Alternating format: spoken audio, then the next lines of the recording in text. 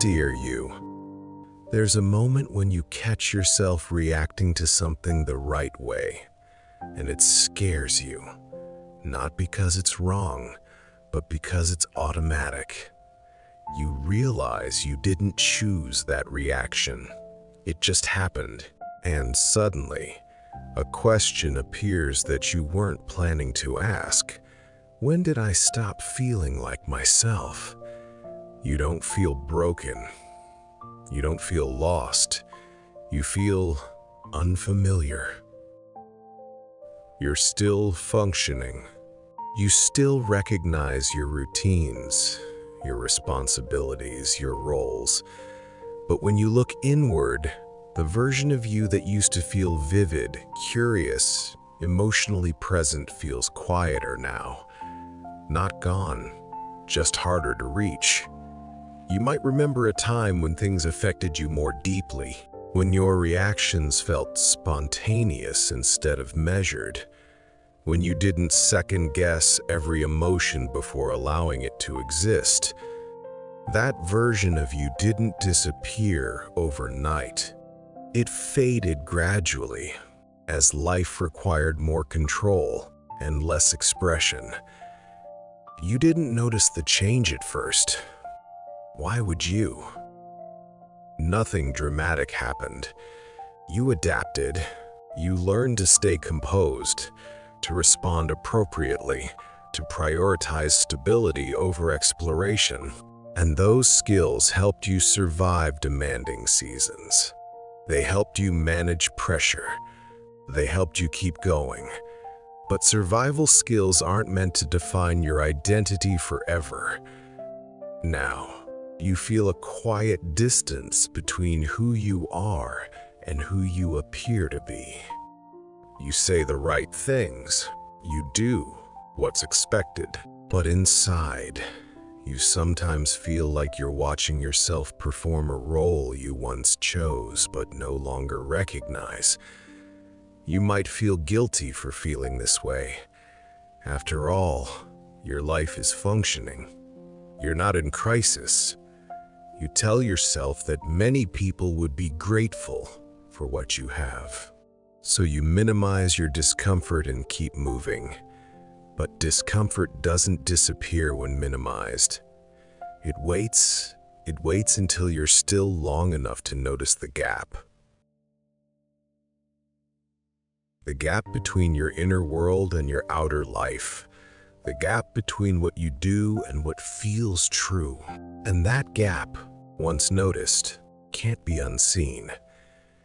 If you're reading this and feeling a quiet ache of recognition, it's because this experience is widely shared but rarely named. Many people don't feel like they've lost themselves. They feel like they've misplaced themselves somewhere along the way. You didn't abandon who you are. You adjusted who you showed. This letter isn't here to tell you to reclaim some old version of yourself. It's here to acknowledge the moment you realize that something inside you wants attention again. That realization isn't a failure. It's awareness. And awareness is the beginning of return. Losing touch with yourself doesn't usually come from one big decision. It comes from a series of small adjustments made in response to life's demands. You learned what was required of you and became very good at meeting those requirements. You learned when to speak and when to stay quiet, when to push and when to endure, when to soften yourself to keep things running smoothly. These weren't mistakes. They were intelligent responses to your environment. You adapted in ways that kept you safe, accepted, productive. Over time, those adaptations became habits. And habits, when left unchecked, become identities. You might notice that you rarely act on impulse anymore. Not because you lack desire, but because you've trained yourself to pause, assess, and choose the most appropriate response. That assessment keeps you controlled, but it also keeps you distant from raw experience. You stopped asking, "What do I feel?" and started asking, "What should I do?" That shift was subtle, but powerful. It oriented your life around function instead of feeling.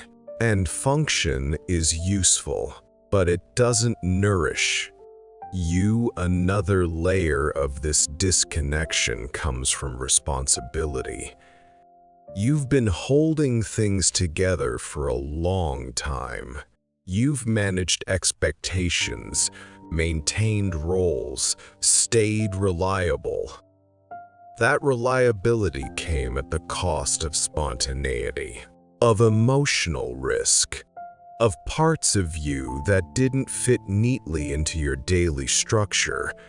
You didn't suppress yourself intentionally. You postponed yourself. You told yourself you'd reconnect later when things were calmer, when you had more space, when life slowed down. But life rarely slows down on its own, and postponement turned into absence. You might feel frustrated that you didn't notice this sooner. But awareness doesn't arrive when you're overwhelmed. It arrives when you're ready to listen. And readiness can't be forced. You're not disconnected because you're weak. You're disconnected because you've been strong in a very specific way for a long time. Understanding this isn't about undoing everything you've built. It's about recognizing that the strategies that once protected you now need adjustment. You're not meant to live forever in survival mode. Even when survival looks calm and competent, you don't need to go backward to find yourself. You need to invite yourself forward differently. And that invitation begins with curiosity instead of control. You don't need to fully understand who you are right now to reconnect with yourself. You don't need clarity before permission. What you need first is allowance. The allowance to feel without immediately managing, fixing, or optimizing. You can begin by noticing your reactions instead of correcting them. By letting a feeling exist for a few extra seconds before deciding what it means. By staying present with discomfort instead of rushing past it. These moments are small, but they are powerful. They signal to your inner world that it's allowed to speak again. You are not required to become louder, bolder, or more expressive to find yourself.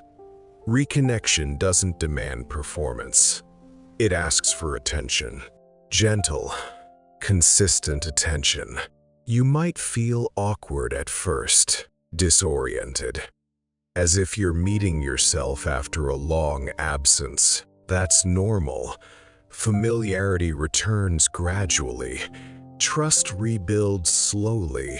There is no deadline for this process. You are allowed to explore without commitment.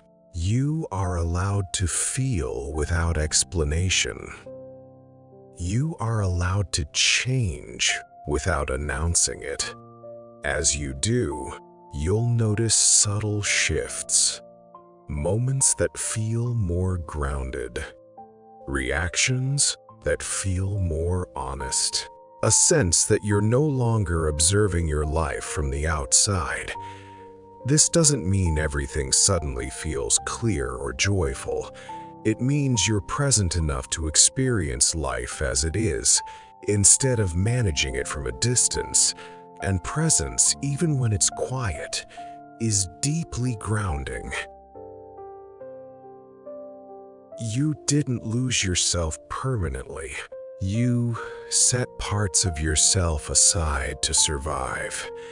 Now you're creating space to welcome them back. Not all at once, not dramatically, but steadily. Stay here for a moment. Breathe. Let your body settle into the moment you're in.